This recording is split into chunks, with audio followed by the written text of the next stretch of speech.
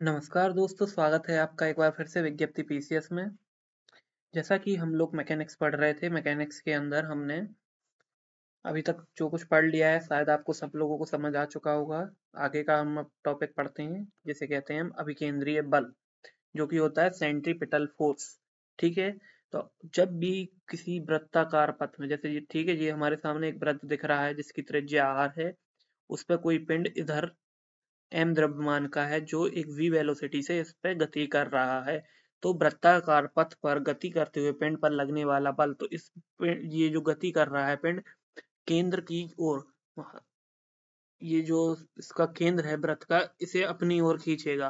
अगर ये इस पे एक कांस्टेंट वेलोसिटी से या किसी भी वेलोसिटी से इस पे घूम रहा है, तो वो जो बल जो खींच रहा है उसे अपनी ओर, वो अभिकेंद्रीय बल होता है।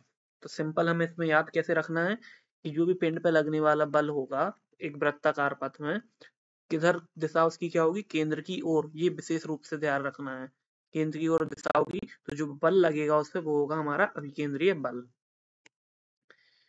ठीक है ना। अब इसका फॉर्मूला क्या होता है, F equal to M V square upon R. ठीक है, ये इसका फॉर्मूला होता है। जो इसकी v है यहाँ पे वेलोसिटी है, r है जो त्रिज्या है, m पिंड का द्रव्यमान है जो इसके चारों तरफ घूम रहा है। तो उस पर लगने वाला बल क्या हो जाएगा, F equal to M V square upon R. अब इसका हम मात्रक आराम से निकाल सकते हैं। m क्या होता है, किलोग्राम। v क्या होता है, मीटर पर सेकेंड। इसका स्क्वायर कर दिया है। r क्या है, मीटर। एक मीटर से एक मीटर कट जाएगा तो मात्रक क्या बन जाएगा, किलोग्राम मीटर पर सेकंड स्क्वायर। तो ये इसका मात्रक हो जाएगा अभिकेंद्रीय बल का। ठीक है ना। अब तो इसका मात्रक और क्या हो सकता है, ये होता है देखो m, और ये होता है त्वरण a। तो इसे हम क्या कह सकते हैं, न्यूटन भी कह सकते हैं, क्योंकि बल का मात्रक न्यूटन होता है।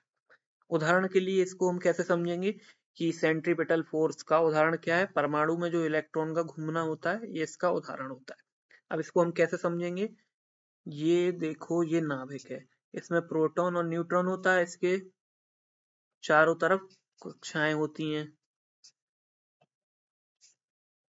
ठीक है ना, जिसमें इलेक्ट्रॉन मौजूद होते हैं। जो इलेक्ट्रॉन इसके जो ये बीच में केंद्र है या परमाणु का केंद्र होता है, जिसे नाभिक कहते हैं हम, वो इसको अट्रैक्ट करेगा अपनी तरफ, ये इलेक्ट्रॉन को, और ये इलेक्ट्रॉन पे इस तरह घूमता रहेगा। तो जो ये नाभिक इसे अपनी ओर खींचने के लिए जो एक बल लगा रहा है, वही अभिकेंद्रीय बल होता है। ठीक है। अब केंद्रीय बल क्या होता है, अभी हमने क्या पढ़ा था, वृत्ताकार पथ पर गति करते हुए पिंड पे लगने वाला बल। लेकिन कौन सा बल, जिसकी दिशा केंद्र की ओर हो। ठीक है, तो वो हो जाता है हमारा सेंट्रीपिटल फोर्स।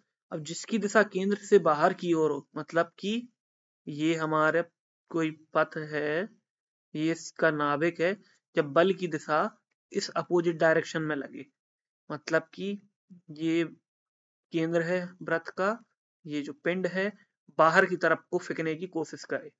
ठीक है, तो इससे हम समझ जाएंगे कि अभिकेंद्रीय बल क्या होता है, अपकेंद्रीय बल क्या होता है। उसमें डायरेक्शन अंदर की ओर होती है, इसमें बाहर की तरफ होती है। इसका बेस्ट एग्जांपल क्या है, वॉशिंग मशीन और झूला। झूले में आप लोग कभी बैठे हो गए, मेले वगैरह में झूले पे बैठते हैं, तो जो एक गोल चक्र वाला झूला चलता है ना, ऐसे गोल में, इधर सीट्स लगी रहती हैं इस तरह से। अगर इन सीट्स पे से हैंडल हटा दिया जाए, बिना हैंडल का सिर्फ एक चकती सी बना दी जाए, उस पर बिठा दिया है और घुमा दिया जाए ऐसे, तो आप लोग बाहर की तरफ फेंक जाओगे। तो ये फेंकोगे जो, उसका कारण क्या है, अपकेंद्रीय बल। ठीक है ना। अब पढ़ते हैं हम बल आघूर्ण। बल आघूर्ण क्या होगा, कोई भी फोर्स द्वारा, जो भी हमारा बल है उसके द्वारा किसी भी अक्ष के परिता घुमाने की प्रवृत्ति। प्रवृत्ति से मतलब बार बार उसी अक्ष पे घुमाते रहे उसे, तो वो हो जाएगा बल आघूर्ण। बल आघूर्ण क्या उस फॉर्मूला क्या हो जाएगा, बल गुणे लंबाई। तो इसका मात्रक क्या बन जाएगा, बल गुणे लंबाई से न्यूटन इंटू मीटर। उदाहरण इसका क्या है, स्क्रू ड्राइवर होता है ना, पेंचकस जिसे बोलते हैं, उससे हम कोई भी नट वगैरह खोलते हैं तो आसानी से खुल जाता है। क्योंकि देखो ये अक्ष है, इसे हमें घुमाना है। ठीक है, इसे हम इतनी दूर से घुमाएंगे, एल लंबाई ले लें, इसमें फोर्स लगाएंगे अगर हम इस डायरेक्शन में, तो ये आसानी से घूम जाएगा इस डायरेक्शन में फोर्स लगाने पे, ठीक है ना। तो ये बलाघूर्ण का अच्छा परिभाषा हो गई। इन सब के पूछा क्या जाता है एग्जाम में इनके इन पे आने वाले उदाहरण पूछे जाते हैं कि अगर कोई स्क्रू ड्राइवर से या बलाघूर्ण का एग्जाम्पल इनमें से क्या होगा, तो आप बता देंगे तुरंत कि स्क्रू ड्राइवर द्वारा पेंच को आसानी से घुमाना, या एक रेंच पाना होता है, रेंच बोलते हैं, रेंच से कोई नट बोल्ट खोलना, इस तरह से इसके एग्जाम्पल होते हैं। अब पढ़ते हैं जड़त्व आघूर्ण। जड़त्व आघूर्ण क्या होगा, अभी वो घुमा रहा था, ये घूमने का विरोध करेगा। बलाघूर्ण क्या था, बल द्वारा किसी अक्ष के परितः घुमाने की प्रवृत्ति थी, ये घुमाने की प्रवृत्ति का विरोध करता है, तो वो हो जाता है बलाघूर्ण। I equal to I M R square, M क्या है मास, आर क्या है यही ये डिस्टेंस जो है त्रिज्या जो विरोध करेगा, ठीक है। मात्रा किसका हो जाएगा किलोग्राम मीटर स्क्वायर। अब देखो इसे समझने का एग्जाम्पल क्या होता है कि जड़त्व आघूर्ण का एग्जाम्पल क्या है। आप लोगों ने देखा होगा खेल दिखाने वाले आते हैं तो एक जो रस्सी इस तरह से बांधते हैं, ये इस पे एक रस्सी बांध लेते हैं, फिर एक कोई बच्चा रहता है वो इस रस्सी पे चलता है इस पे। तो जब ये चलता है इस पर चलता है तो वो एक बड़ा सा डंडा लेके चलता है, तो उससे क्या होता है कि अपना बैलेंस बना लेता है। तो वो क्यों बैलेंस बन जाता है, इस जड़त्व आघूर्ण के कारण ही वो बैलेंस बना लेता है और इस रस्सी पे आसानी से चल लेता है, उसके टोटल बैलेंस कर देता है वेट को, इसलिए इसका बेहतरीन एक एग्जांपल ये है, ठीक है ना। जड़त्व आघूर्ण का गुरुत्व के अधीन गति के जो नियम दिए गए हैं वो नियमों को हम पढ़ते हैं। ये नियम कौन से नियम है, ये केपलर द्वारा दिए गए नियम है, केपलर के ग्रह संबंधी नियम है कि ग्रह किस प्रकार सूर्य का चक्कर लगाता है सौरमंडल में, उसके नियम दिए गए हैं। ये जोनास केपलर ने दिए हैं। पीडीएफ थोड़ी सी आपको ब्लर होगी लेकिन ये आपको पीडीएफ एकदम सही मिलेगी आपके ग्रुप में।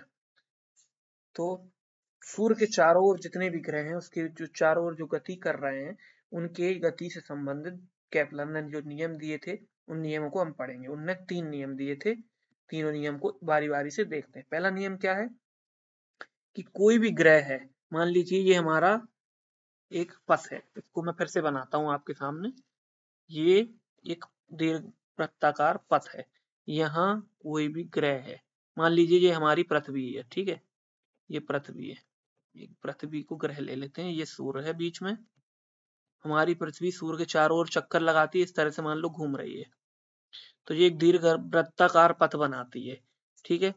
तो पहला नियम यही कहता है कि दीर्घ वृत्ताकार कक्षा में परिक्रमण करता है, तो ये जो दीर्घ वृत्ताकार कक्षा बन रही है इस तरह से घूमता है, ये पहला नियम है। अब आते हैं दूसरा नियम पे आते हैं।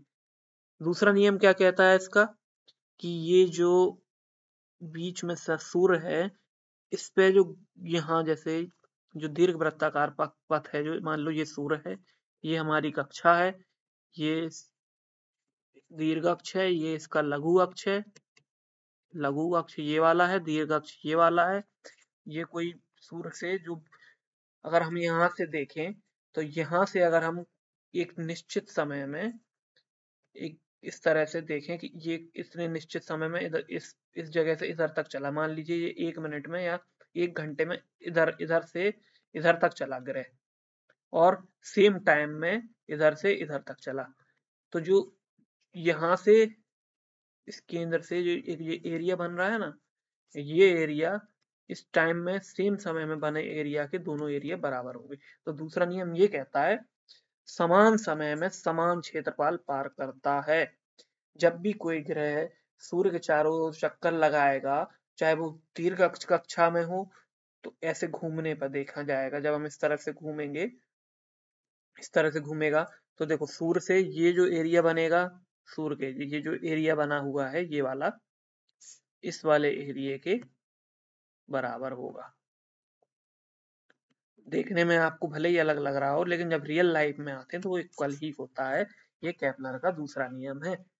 जब ग्रह सूर्य से दूर होगा उसकी चाल न्यूनतम हो जाएगी, मतलब सूर्य यहाँ पे न्यूनतम हो जाएगा तो स्लो स्लो चलेगा, और जब ग्रह पास होगा तो वो अधिकतम चाल से चलेगा। ये केपलर का द्वितीय नियम।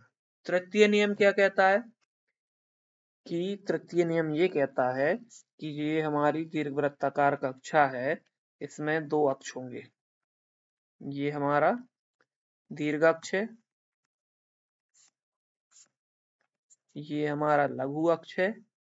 अगर इसे हम इस तरह से बांट लें तो नियम क्या कहता है कि जो परिक्रमण काल है किसी भी ग्रह का, जो इसके चारों तरफ लगाने जो चक्कर लगाने में जो इसको जो समय लग रहा है, जो इसकी दीर्घवृत्ताकार कक्षा है, दीर्घ अक्ष है, उसका आधा, यानी कि जो s की वैल्यू है जो लिखी गई है इसमें, इधर से लेके इधर तक की वैल्यू s है। ये पूरी कक्षा हो गई दीर्घ अक्ष कक्षा, दीर्घ अक्ष हो गया ये पूरा, सॉरी कक्षा नहीं, ये वाला अक्ष पूरा दीर्घ अक्ष है, इधर से इधर तक लघु अक्ष है, तो ये आधा पार्ट क्या हो गया, अर्ध दीर्घ अक्ष। ठीक है, तो तीसरा नियम ये कहता है कि जो इसमें लगाने वाला जो परिक्रमण करने में समय जो लग रहा है किसी भी पिंड को इससे घूमने में, तो उसका वर्ग उसके अर्ध दीर्घ अक्ष के घन के समानुपाती होगा। ये तृतीय नियम है हमारा केपलर का। ठीक है, अब पढ़ते हैं हम पृथ्वी के गुरुत्वीय त्वरण के मान में परिवर्तन। गुरुत्वीय त्वरण हमने पढ़ा था ना कल, जी, जिसको हम जी से प्रदर्शित करते हैं, जी से शो करते हैं, जिसकी वैल्यू हमने 9.8 पढ़ी थी। अब ये वैल्यू किस तरह से चेंज होती है इस बारे में हमें पढ़ना है। ठीक है ना, अब देखो हमें पता है पृथ्वी ओवल शेप में है, ठीक है ना, इस तरह से लगभग शेप की है हमारी पृथ्वी। तो ये देखो ये वाली डिस्टेंस ज्यादा हो रही है, अगर हम इसके सेंटर पे आ जाएं और ये वाली डिस्टेंस कम, तो ये ध्रुव होते हैं, दो ध्रुव है ना हमारे, इस तरह से लिखेंगे, ये नहीं, ये जो दो ध्रुव है हमारे, एक नॉर्थ पोल है, एक ये साउथ पोल है। ये क्या है, विषुवत रेखा जहां से गुजरती है इसे भूमध्य रेखा वाला भाग कह लेते हैं, भूमध्य या विषुवत रेखा वाला पार्ट। तो इससे क्या होता है कि जी का मान सबसे कम कहाँ पे होगा, इस जगह पे ध्रुवों पे, और सबसे अधिक कहाँ होगा, मध्य रेखा पर। कुछ गलत बोल दिया है क्या मैंने, इसको करेक्ट कर लेते हैं। जी का मान, जी का मान ध्रुवों पे सबसे अधिक, और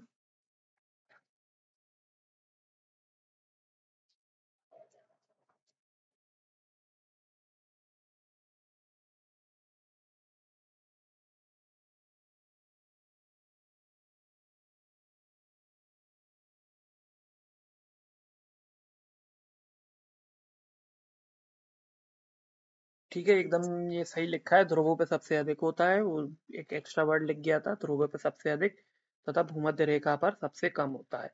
डिस्टेंस बढ़ गई है ना इधर, इसलिए यहाँ पे कम होगा जी का मान, गुरुत्वीय त्वरण का मान यहाँ पे सबसे अधिक होगा। ठीक है, अब हमें पढ़ना है कि ये चेंज होता कैसे है। अब तो पहला रीजन सबसे पहला क्या है इसका, पृथ्वी की आकृति, पृथ्वी गोल नहीं है कि इधर और इधर की डिस्टेंस इधर से देखा जाए तो बराबर है, बराबर नहीं है। ये और ये जो डिस्टेंस है इनके बीच जो अंतर है उसकी वजह से, क्योंकि बिल्कुल गोल नहीं है, ये इस तरह से आती है, तो ये वाली लाइन ज्यादा बड़ी होगी, ये त्रिज्या कह लें, ये ज्यादा बड़ी है, या दीर्घ अर्ध दीर्घ अक्ष है, ये लघु अक्ष है, तो ये दोनों अलग अलग होते हैं, एक नहीं है, इस वजह से भी पृथ्वी के जो गुरुत्वीय त्वरण का मान है अलग होता है। दूसरा कारण क्या है, पृथ्वी जो है अपने अक्ष पर भी घूमती है, तो ये घूमेगी इस तरह से अपने अक्ष पर, तो उस कारण भी जी का मान परिवर्तित होगा। ये ओमेगा एक इसका कोणीय वेग होगा। अब हम इसमें देखते हैं कि किस कंडीशन में क्या होगा जी का मान। मान लीजिए हमारी ये पृथ्वी जो घूम रही है अभी जिस स्पीड से घूम रही है, अगर उस स्पीड को बढ़ा के हम 17 गुना स्पीड इसकी बढ़ा दें, ये ओमेगा की वैल्यू जो अभी है इनिशियल पोजीशन में, अगर उसे हम 17 टाइम्स बढ़ा दें, तो जो हमारी पृथ्वी घूम रही है तो इस पे जो जी का मान होगा 0 हो जाएगा। ठीक है, अगर 17 टाइम्स जो स्पीड अभी घूम रही है हमारी पृथ्वी उससे कर दिया जाएगा तो। अब हम देखते हैं पृथ्वी तल से ऊपर जाने पे या नीचे जाने पे जी का मान क्या होता है। अगर पृथ्वी तल से गहराई में जाएं या ऊपर जाएं, दोनों कंडीशन में, ऊपर जाने पर दोनों ही कंडीशन में जी का मान घटता है। तो जब पृथ्वी तल से गहराई की तरफ कैसे आना है, मान लीजिए ये हमारी एक पृथ्वी है, पहली कंडीशन देख लेते हैं ऊपर जाने पे, फिर उसके बाद दूसरी देखते हैं। मान लीजिए ये हमारी पृथ्वी है, इस पे कोई ऑब्जेक्ट रखा हुआ है जिसका द्रव्यमान MO है, O पर ऑब्जेक्ट, पृथ्वी का द्रव्यमान ME है, E से अर्थ है, इस पे G नीचे की तरफ ले जाएगा, R इसकी रेडियस है पृथ्वी की। ठीक है, तो हमने एक फॉर्मूला जो पढ़ा हुआ है G equal to capital G ME M0 MO R², ये कल पढ़ा था हमने, पिछली क्लास में हमने ये फॉर्मूला देखा था। अब इस पिंड को हम ऊपर की तरफ ले जाएं, यानी कि पृथ्वी की सतह से ऊपर की तरफ जाएंगे, इस सतह से ऊपर की तरफ ले गए, मान लीजिए हम h डिस्टेंस ऊपर ले गए इसे। ठीक है, तो त्रिज्या क्या हो जाएगी, r से r प्लस h, यहाँ से यहाँ तक की डिस्टेंस बढ़ जाएगी, तो r प्लस h आ गया ना यहाँ। तो इससे क्या सिद्ध होता है कि जो हमारा, हम पृथ्वी से हम ऊपर की दिशा में जाएंगे, ऊपर की ओर जाएंगे, h की वैल्यू ऊपर की तरफ बढ़ेगी तो g की वैल्यू कम हो जाएगी। अब गहराई में आएंगे, अगर हम ये ऊपर जाने के केस में हो गया, तो ऊपर जा रहे हैं सब पृथ्वी से, पृथ्वी की सतह से। अब ये नीचे आने की कंडीशन में हो गया, तो फॉर्मूला एक ये निकल के आता है नीचे वाली कंडीशन में, जब नीचे गहराई में जाते हैं, जी डी डैश डी मतलब हो गया डेप्थ में जा रहे हैं, ये जो जी हमारा पहले है 9.8 1 minus D upon R, D depth की वैल्यू है कि कितना डेप्थ में हम आए हैं। मान लीजिए हमारे पास कोई एम ओ ऑब्जेक्ट है, एक गड्ढा खोद के हम पृथ्वी की केंद्र की ओर जा रहे हैं, तो ये डी लेंथ तक हम या डी गहराई तक हम आ चुके हैं। तो पृथ्वी की त्रिज्या आर ही है, पृथ्वी का द्रव्यमान एम ई है, तो उसमें क्या चेंज आएगा ये बताता है। इस तरह से हम इस फॉर्मूले से लिखेंगे, डी की वैल्यू नीचे की तरफ जितना बढ़ती चली जाएगी, जी डैश की वैल्यू उतना कम होती जाएगी। जी डी डैश की वैल्यू, जी डी डैश क्या है, गुरुत्वीय त्वरण का मान घटता है गहराई में जाने पर। तो ये आज का ये टॉपिक था। अब पढ़ते हैं गुरुत्वाकर्षण का नियम।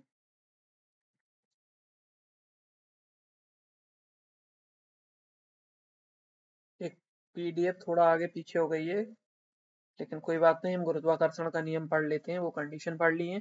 गुरुत्वाकर्षण का नियम क्या कहता है, जब भी हमारे पास दो पिंड हैं, ए पिंड ए है, दूसरा पिंड बी है, इन दोनों का कुछ अलग अलग वजन होगा, मास इसका m1 है, इसका m2 है, इन दोनों के बीच r दूरी है, तो इनके बीच जो बल लगेगा, मान लीजिए ये बल इस तरह से इस दिशा में एक दूसरे को आपस में खींचने का काम करेंगे, दो पिंड है। जैसे हम भी पृथ्वी पर खड़े रहते हैं तो पृथ्वी हमको जी की मान की वजह से, वो हमें गुरुत्वीय त्वरण की वजह से हमें नीचे की तरफ खींचती है। ठीक है, तो पृथ्वी में मौजूद जितने भी कण हैं एक दूसरे से गुरुत्वाकर्षण से जुड़े हुए हैं। मान लीजिए हमारे पास कोई पिंड ए है, दूसरा पिंड बी है, जिसका पहले का द्रव्यमान m1 दूसरे का m2 है, r इन दोनों के बीच की दूरी है, तो आपस में जो बल काम करेगा, इन दोनों को आपस में खींचेगा, वही होता है गुरुत्वाकर्षण बल।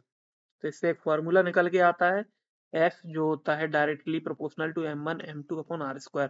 तो गुरुत्वाकर्षण का नियम ये कहता है कि दो पिंडों के बीच लगने वाला बल उनके द्रव्यमान के गुणनफल के और उनके बीच की दूरी के वर्ग के व्युत्क्रम के समानुपाती होता है। तो गुरुत्वाकर्षण बल क्या हो जाएगा, पिंडों के द्रव्यमान के गुणनफल के समानुपाती और पिंडों के बीच की दूरी के व्युत्क्रमानुपाती। ठीक है ना, ये समझ में आ गया होगा अब आपके, इतना सा याद रखना है। अब प्रोपोर्शनल का साइन हटता है समानुपाती का, तो एक कांस्टेंट आता है, तो जी ये कांस्टेंट आता है, इसे गुरुत्वाकर्षण स्थिरांक बोलते हैं। सार्वत्रिक या सार्वभौमिक करके भी इस तरह से लिखा जाता है, सार्वत्रिक